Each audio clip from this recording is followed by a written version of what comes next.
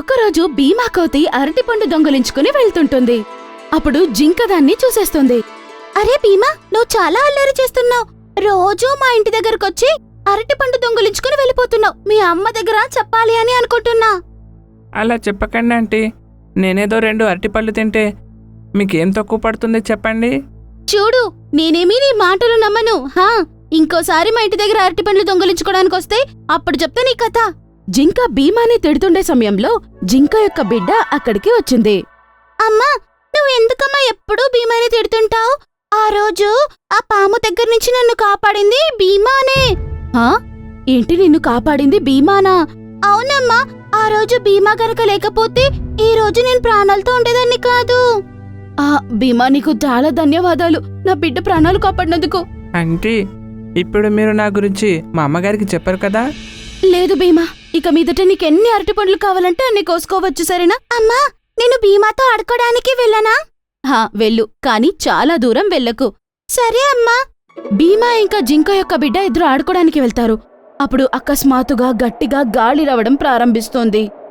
చూస్తుంటే వర్షం బాగానే పడేలా ఉంది. భీమా, మనము వెళ్ళిపోవాల్సిన సమయం వచ్చింది. అడవిలో గట్టిగా గాలి వర్షం రావడం వల్ల అక్కడ పరిస్థితులు చాలా దారుణంగా మారిపోతాయి. అడవి జంతువులు కూడా చాలా బాధపడుతుంటాయి.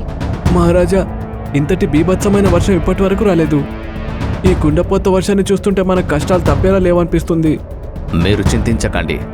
నేను ప్రాణాలతో ఉన్నంత వరకు మీరు ఏ విషయం గురించి భయపడాల్సిన అవసరం లేదు.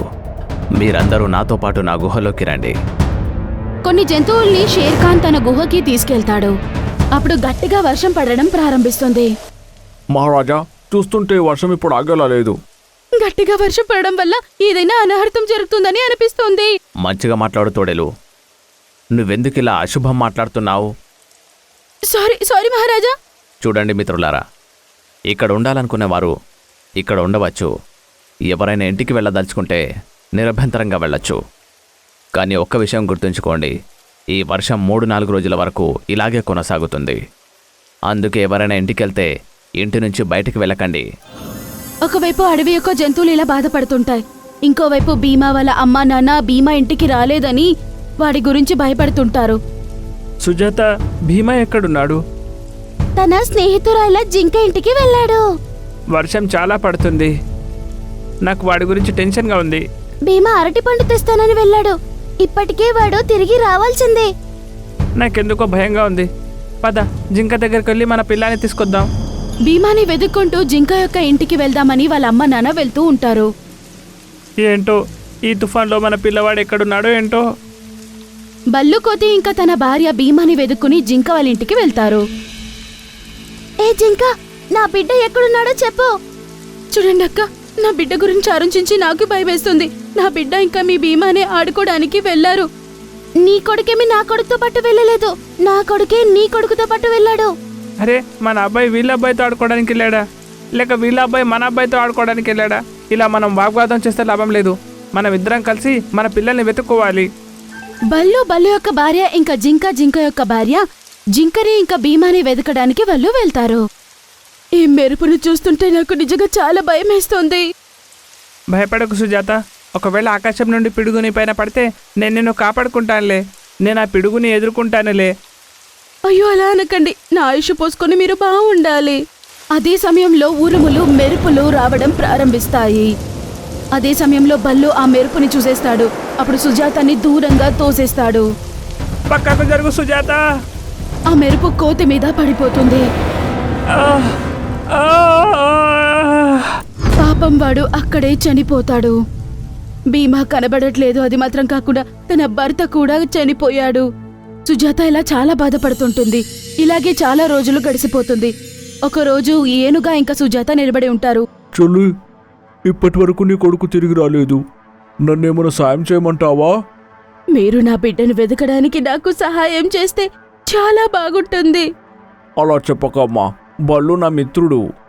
వాడు వెళ్ళిపోయాక వాడి కుటుంబాన్ని ఆదుకోవడం నా కర్తవ్యమమ్మా. ఏనుగా సహాయం చేస్తాను అని ప్రామిస్ చేసి తన యొక్క ఇంటికి వెళ్తుంటుంది. నా కొడుకు ఎక్కడో తప్పిపోయాడు.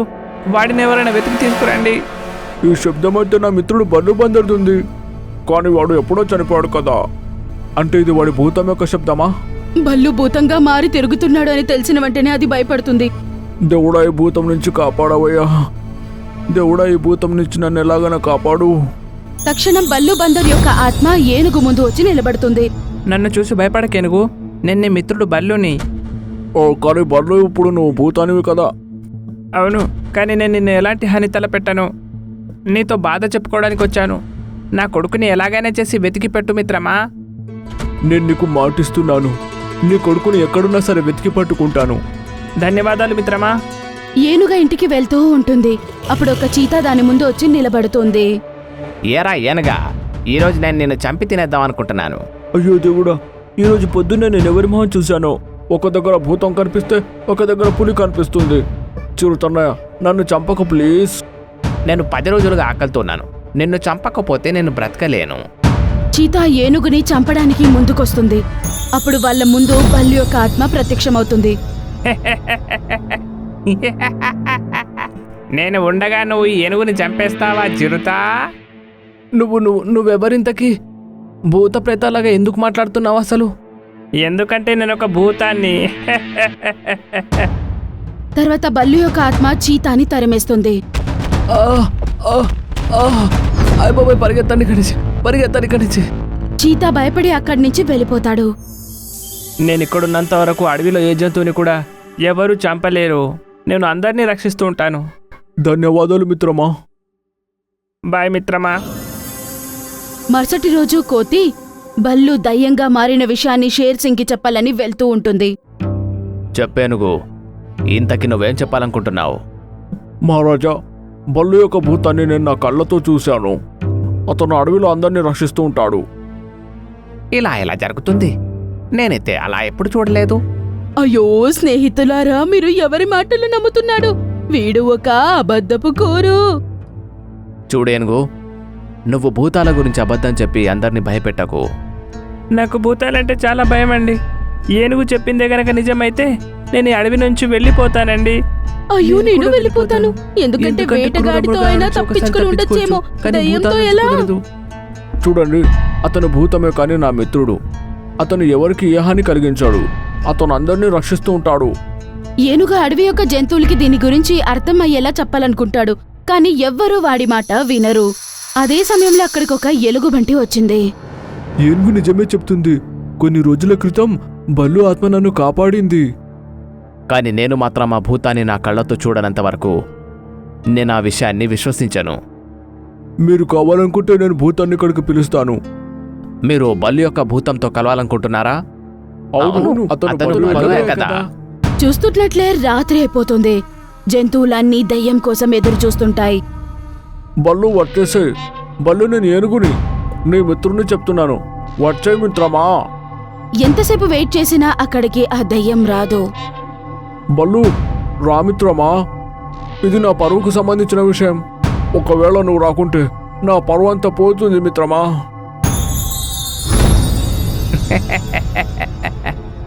చెప్పేనుగు, నువ్వు నన్ను ఇక్కడికి ఎందుకు పిలిచావు? బల్లు యొక్క ఆత్మని చూసిన వెంటనే అందరూ చాలా ఆశ్చర్యపోతారు. బల్లన్నయ్య, మీరు చనిపోయాక భూతంలా మారిపోయారా? అవును, కానీ నేను భూతంలా మారి అందరినీ రక్షిస్తూ ఉంటాను. కానీ మాకు దయ్యాన్ని చూస్తే భయం. నువ్వు ఇంకో జన్మలో పుట్టి రావచ్చు కదా. తప్పిపోయిన నా కొడుకు భీమా దొరకనంత వరకు నా ఆత్మ ఇక్కడ ఇలాగే సంచరిస్తూ ఉంటుంది. మేము గనక నీ కొడుకుని వెతికి పెడితే నీ ఆత్మకు మోక్షం లభిస్తుందా? అవును మహారాజా. సరే, అయితే నేను నీకు మాటిస్తున్నాను. నీ బిడ్డని నేను వీలైనంత త్వరగా వెతికి పెడతాను. మహారాజా, వీరి బిడ్డ ఎక్కడున్నాడో నాకు తెలుసు. ఎక్కడున్నాడు నా భీమా? త్వరగా చెప్పండి. మీ భీమా మన ఎదురుగొన్న అడవిలో చమేలి మేక దగ్గర ఉన్నాడు. చమేలి మేక దగ్గర? అవును, చమేలి తల్లిలా మారి అతన్ని చూసుకుంటుంది. అది విని కోతి యొక్క ఆత్మ చాలా సంతోషిస్తుంది. రేపొద్దున్నే చమేలి దగ్గరికి వెళ్ళి నీ బిడ్డ భీమాని తీసుకొస్తాను. కనబడకపోయిన భీమాని తీసుకురావడానికి పక్కనే ఉన్న అడవికి బయలుదేరాడు షేర్ సింగ్. షేర్ సింగ్ వెళ్తూ ఉంటాడు. దూరంలో వాడు భీమాని చూశాడు. ఏంటి, నువ్వు భీమావా? అవును అంకుల్. అయితే నాతో పాటు రా, నేను నిన్ను తీసుకెళ్ళడానికి వచ్చాను. లేదంకుల్, మీరు నన్ను చంపేస్తారు. నేను ఈ అడవికి రాజుని. అలాంటప్పుడు నేను నిన్నెందుకు చంపుతాను? పద నాతో పాటు. షేర్ని చూసి భయపడి భీమా తనతో పాటు వెళ్తూ ఉంటాడు. అదే సమయంలో వాళ్ళ ముందు చమేలి వచ్చి నిలబడుతుంది. అరే షేర్ సింగ్, వీని నువ్వు ఎక్కడికి తీసుకెళ్తున్నావు? నేను వీడిని నా అడవిలోకి తీసుకెళ్తున్నాను. నేను ఉండేదాకా నా భీమాని నువ్వు ఏమి చెయ్యలేవురా. చమేలి అనుకుంటుంది షేర్ సింగ్ భీమాని చంపేస్తాడు అని.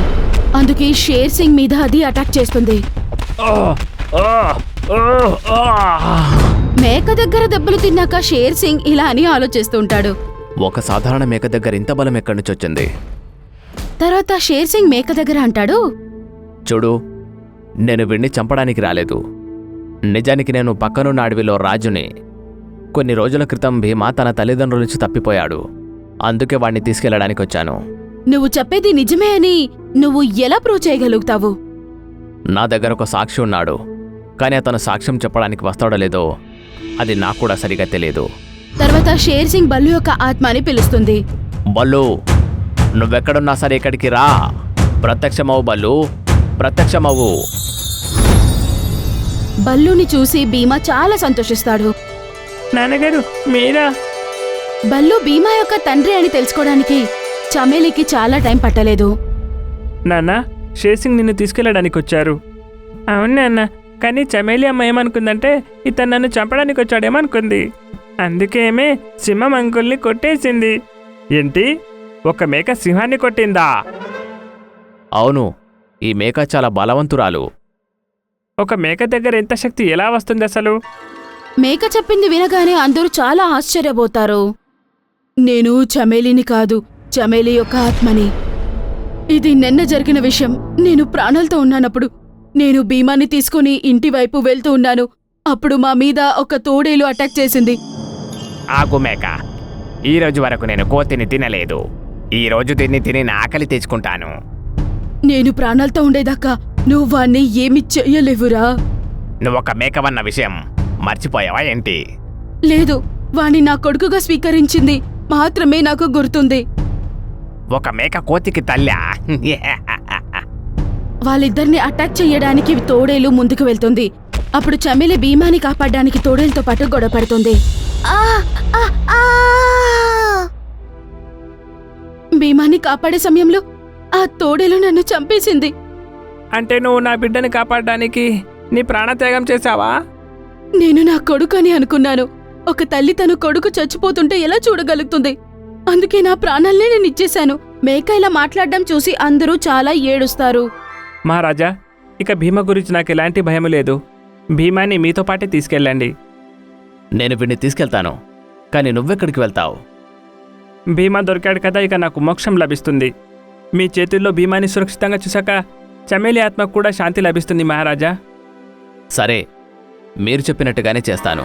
తర్వాత షేర్ సింగ్ భీమాని తీసుకొని వాళ్ళ అడవి వైపు వెళ్తూ ఉంటాడు. షేర్ సింగ్ భీమాని వాళ్ళ అడవికి తీసుకెళ్లి వాళ్ళ అమ్మ దగ్గర వదులుతాడు. తర్వాత ఆ అడవిలో ఉన్న అన్ని జంతువుల్ని కాపాడుకుంటూ తన జీవితాన్ని సుఖంగా సాగించాడు. మీకు గనక మా వీడియో నచ్చింది అంటే ప్లీజ్ మా ఛానల్ని సబ్స్క్రైబ్ చేయండి. అలాగే ఈ వీడియోని లైక్ చేయండి, అలాగే షేర్ కూడా చేయండి. ధన్యవాదములు.